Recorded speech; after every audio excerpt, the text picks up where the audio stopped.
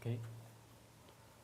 Hello everyone, I'm Dongwon from Korea University, and I appreciate the opportunity to present our research at STS.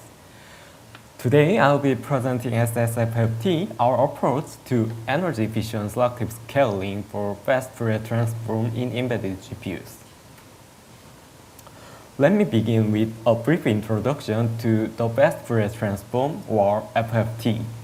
FFT is a fundamental algorithm used in many domains: signal processing, image analysis, communication, and machine learning. It computes the discrete Fourier transform efficiently, which is critical for converting data between time and frequency domains. Embedded GPUs in edge devices are increasingly used to accelerate FFT workloads. They provide parallel processing power that is essential for real-time performance in applications like radar, IoT sensors, and even edge AI inference. However, embedded GPUs operate under strict power constraints. This makes energy-efficient FFT computation a critical challenge. Despite their potential, embedded GPUs face several limitations. First, static thread block allocation has limitations under varying workloads. As a result, streaming multiprocessors or SMs in GPU are often idle or poorly utilized. Second, there is no cache-friendly kernel design, leading to poor L2 utilization. Here's today's outline. First, I'll go into more detail about challenges in FFTs. Then I'll introduce our proposed solution, SSFFT. We'll look at its design principle, the algorithm, and how it handles memory more efficiently. And finally, we'll evaluate the performance and energy efficiency of SSFFT. cuFFT is NVIDIA's optimized FFT library, widely used in many GPU-based applications. cuFFT statically determines grid and thread block dimensions based on only FFT length and patch size. This might sound reasonable, but in practice it causes problems. For instance, if the FFT length and patch size are small, the number of generated thread blocks is also small. This means only a few SMs are actually active during execution. As you can see in the diagram, small FFTs result in sparse utilization across the GPU. This leads underutilization of available compute units and low throughput per watt. This graph shows the throughput per watt based on the number of active SMs. As we increase the number of active SMs, the throughput per watt improves significantly in FFT workloads. In particular, it achieves 2.5 times better throughput per watt if the number of active SM is maximum. There's another inefficiency of static allocation.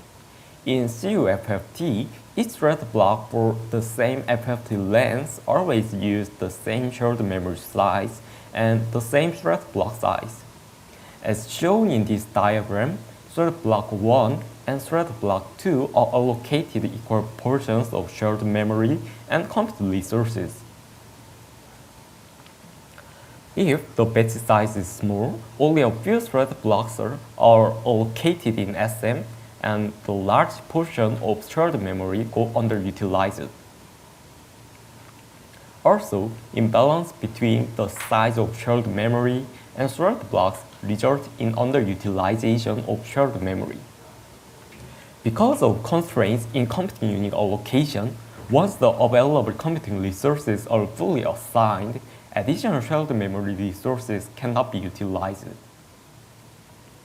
The size of utilized shared memory determines how many FFTs can be computed in parallel in an SM.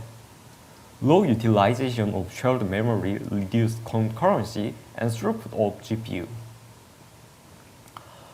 And for larger FFT sizes, cuFFT splits the FFT computation into two kernel launches because it can't fit all intermediate data in shared memory.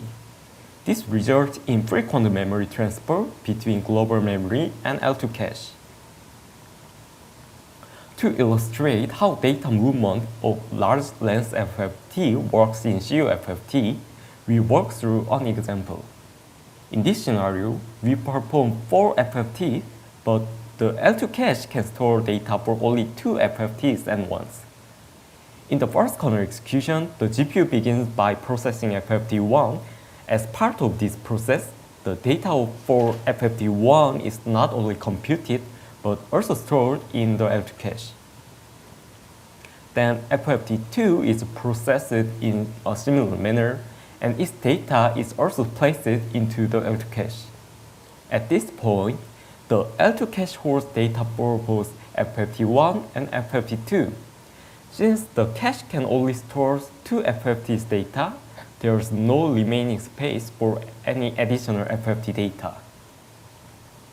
When the GPU proceeds to process FFT3, it needs to load FFT3's data into the L2 cache. However, since the cache is already full, the data for FFT1, which was stored earlier, is evicted from L2 cache to make room for FFT3.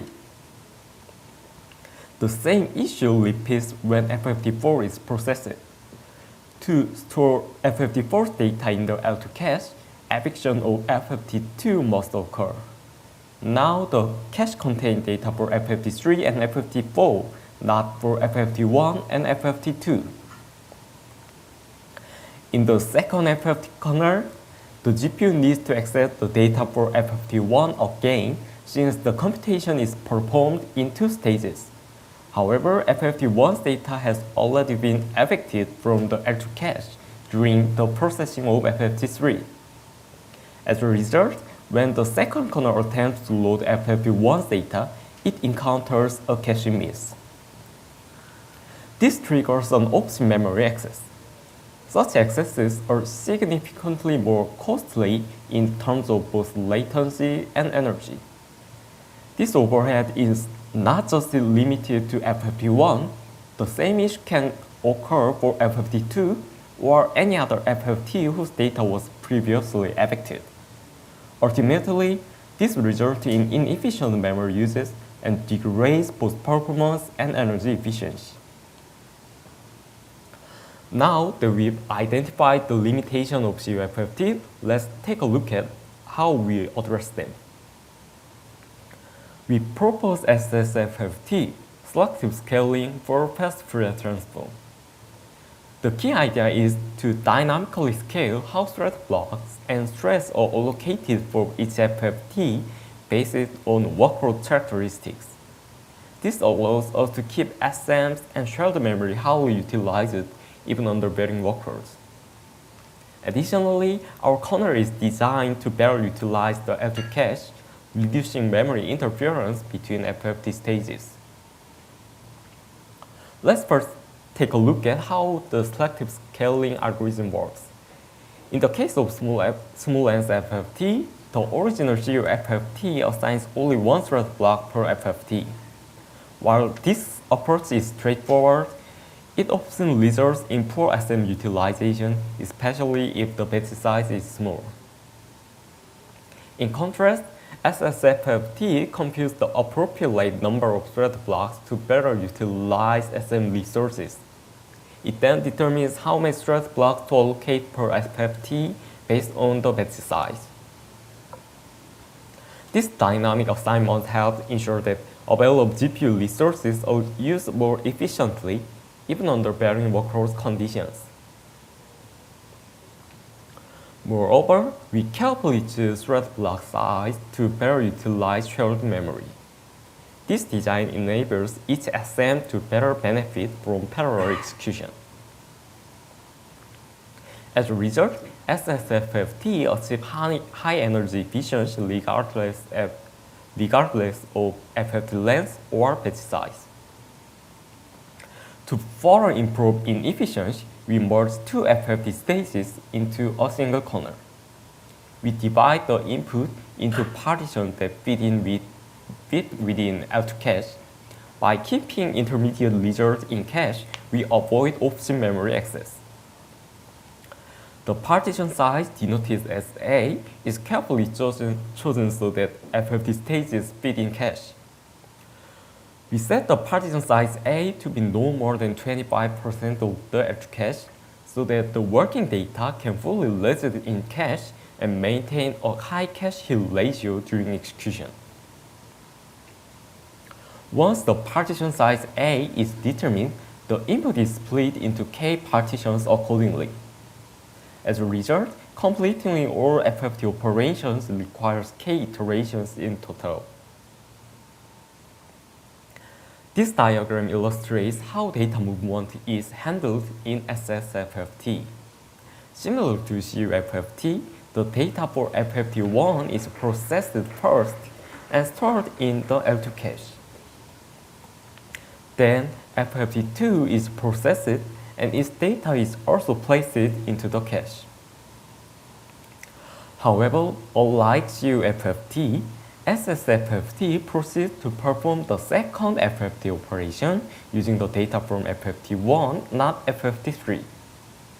Since FFT1's data is still in the L2 cache, this results in a cache hit. This reuse of data within the cache significantly reduces option memory access and improves overall efficiency.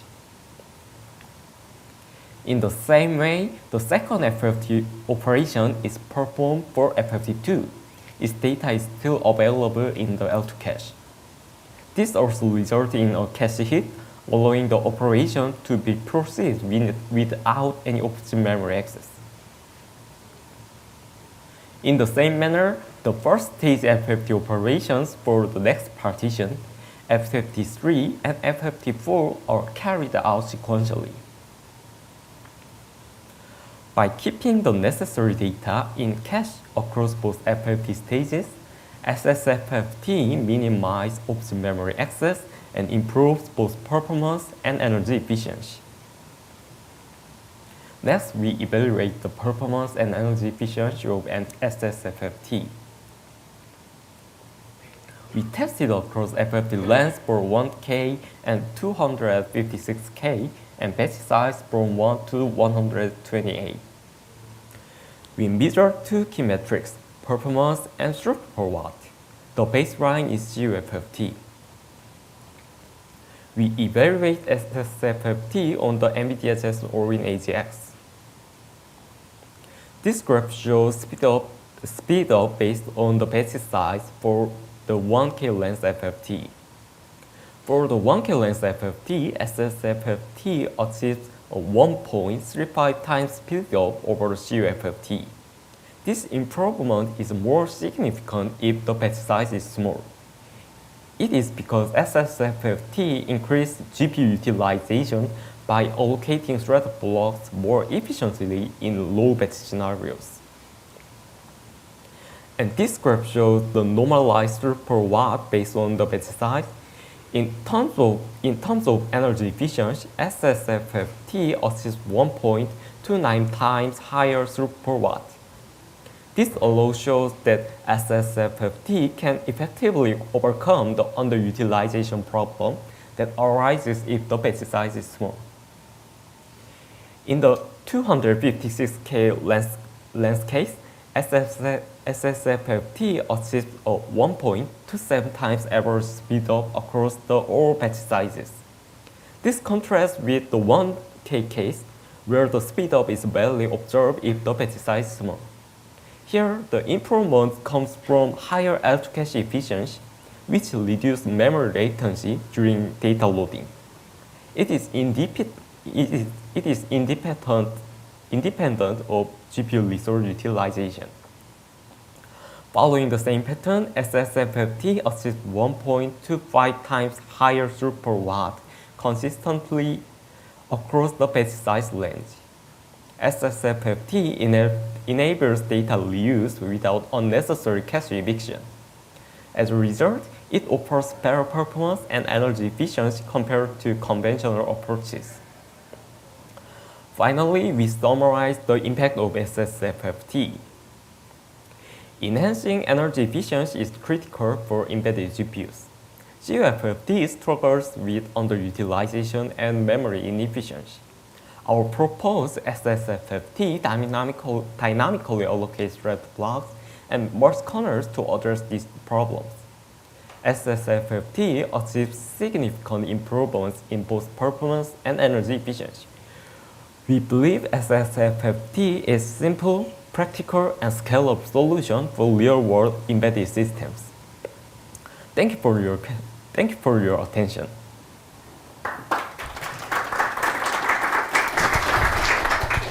Thank you very much. So, any questions for him? Comments? Yes. Thank you for nice talk. I have a simple question. So, have you thought about thermal issue? My question means that if we increase the GPU utilization, it leads to increasing GPU temperature. So, have you thought about this issue?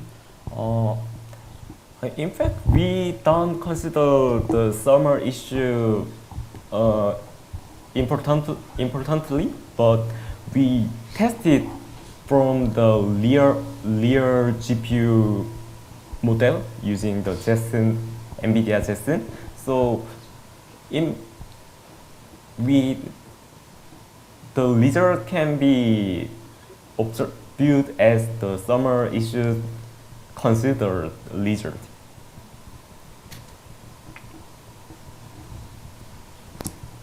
Would that answer your question? Yes. Okay. Okay. So, yeah, maybe one more question before we move to the next speaker. Any? Can you go to the evaluation section? Whatever will be fine. Oh, okay. My question here is what's the performance trend of the cuFFT when increasing the batch size? So it is normalized to the cuFFT. So I'm curious how the performance change trend when increasing the batch size. Pardon, can you tell me one more time, please? My question is that your performance gain over the cuFFT with the small batch size, it might be because the cuFFT performance might be really low.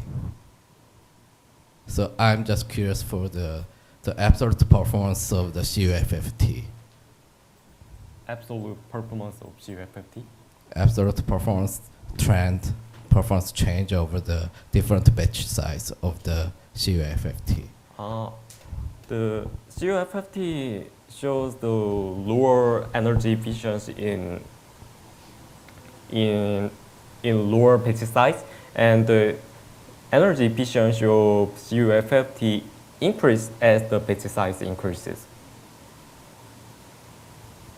So if the batch size increases, would you still outperform cuFFT significantly?